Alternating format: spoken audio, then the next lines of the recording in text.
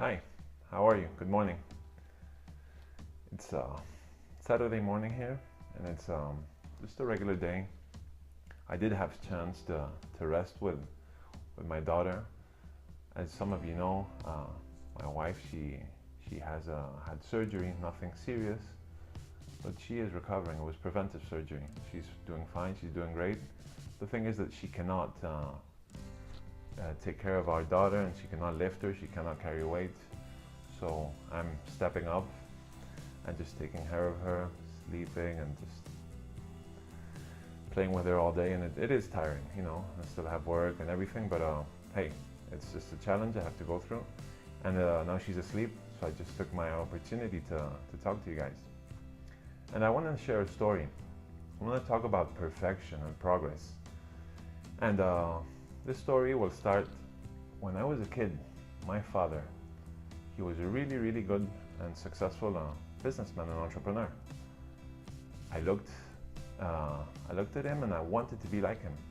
I remember going to meetings on Saturday mornings. He used to have these big meetings on Saturday morning and just talk to all the managers in the company, everything. I used to listen. I used to love everything.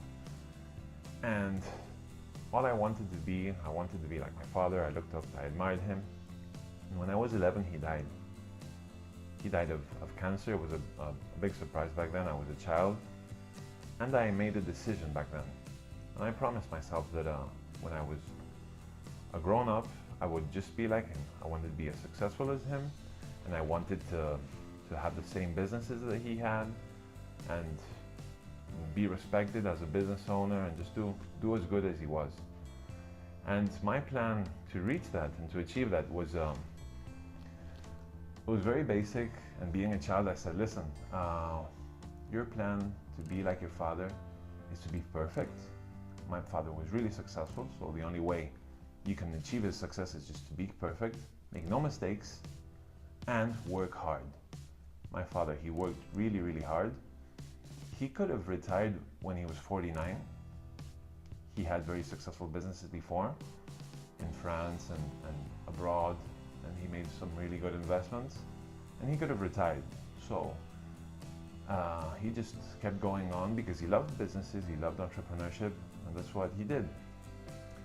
And me comparing as a child to him, my standards were really, really high. I had no idea I would reach his success, but I said, listen, just be perfect, make no mistakes, and work hard. That's your recipe, that's your plan, that's your strategy.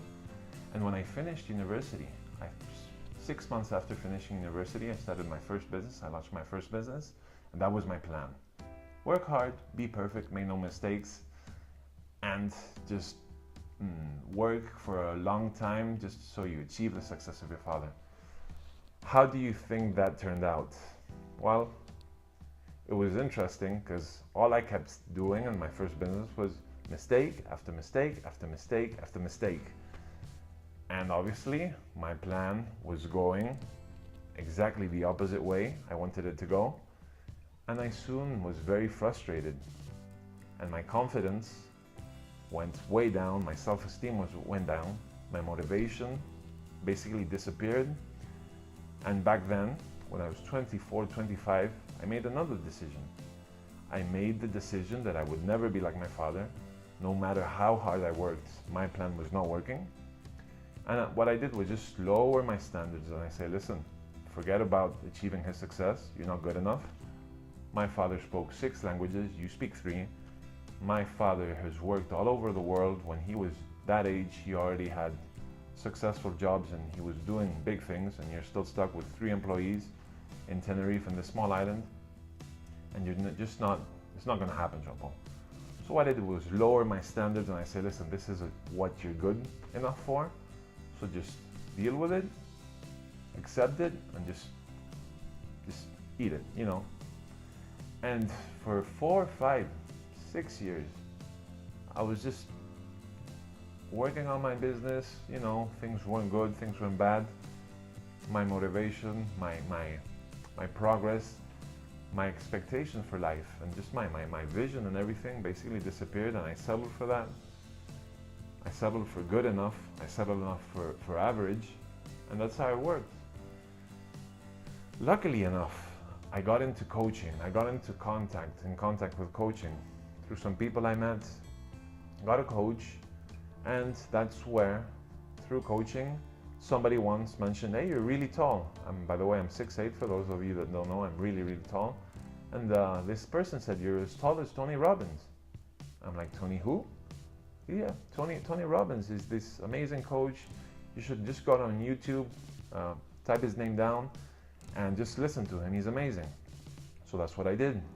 And as soon as I got onto YouTube and saw his videos, his material, I was completely blown away. Obviously, this, I guess, it happens to everybody. My experience with Tony Robbins is that the first time you see him, you either love him or you hate him. Most people love him, and the people that hate him for a while, and when they really listen, they love him in the end. That's another story. But I listened what he talked about relationships, and it made perfect sense, and I learned a lot there. And also he talked about, back then he didn't talk as much about business, but he did talk about success and confidence. And he said a phrase that was one of the biggest breakthroughs of my life. And the phrase that he said is that perfection is the lowest of all standards. And when I heard that, it just clicked in my head, in my body.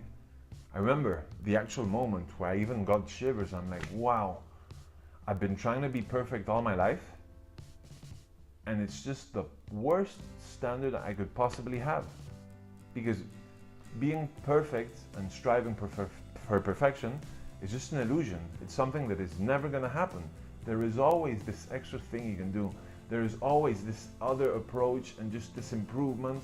And it really is the lowest standard you can have. He said that as an alternative to striving for perfection, what you can do is strive for progress. Progress equals happiness, and as long as you're moving forward, taking a step each time, that's the key to happiness and success in life. And that was so liberating for me at the time. It was so liberating, it was made so much sense. And also, being a perfectionist that I was, and setting myself to such standards, I got angry at myself. And I said, listen, you've been fucking things up for so many years. Look at your confidence, look at your self-esteem, look at the time wasted. But hey, I've learned with time to not bash myself that much, you know. It was just part of the process, and I didn't know better at the time. So I've learned to just take it easy on myself in that sense.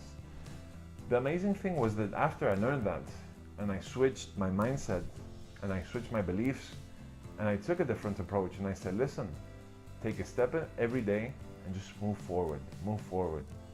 And just progress will take you to where you want to go. And after that, obviously, life gives you problems, life gives you unexpected events, life gives you shit sometimes, but no matter what, if you strive for progress and you don't quit, you will get through. And yes, in Spain and with my businesses, things got worse, got really bad. In 2007, 2008, the economic meltdown hurt my businesses, my family businesses. We were into real estate back at the time. And in Spain, the real estate crash basically swiped the whole market.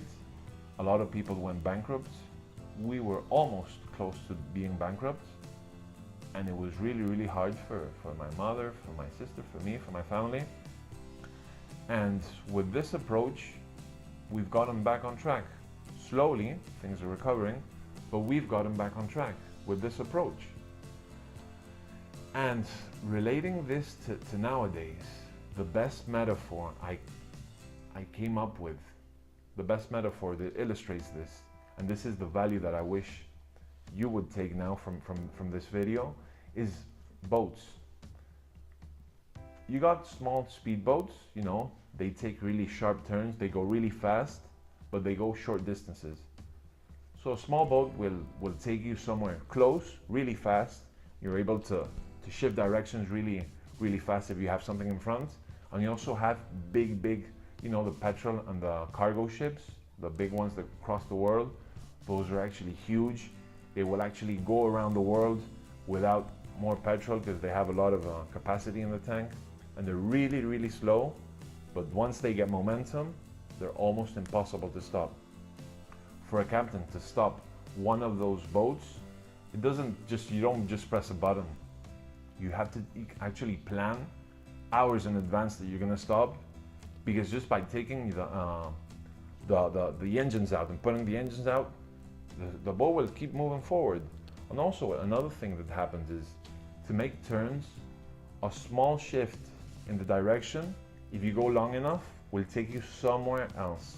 So if you know where you want to go, and there's this small shift because of the wind, because of the waves, or just because you're not paying attention on keeping your course, eventually you will end up somewhere absolutely, completely in a different place than where you intended to go.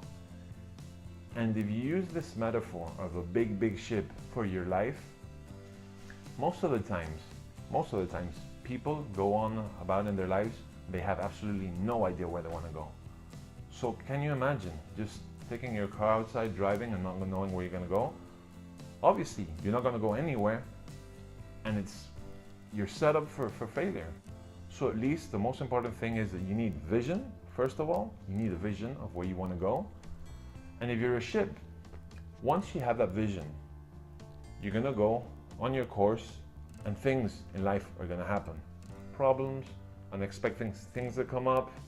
Sometimes you just don't want to move forward, and you're going to get off track. In fact, 80% of the time in your life, you're going to be off track from your goal and from your course. 80%. That's a lot. Your goal is not to be perfect. Your goal is not to go off track. It's going to happen. Even if you work hard on staying on track, life happens. Hey, you're going to go off track. So, your job is not to be perfect.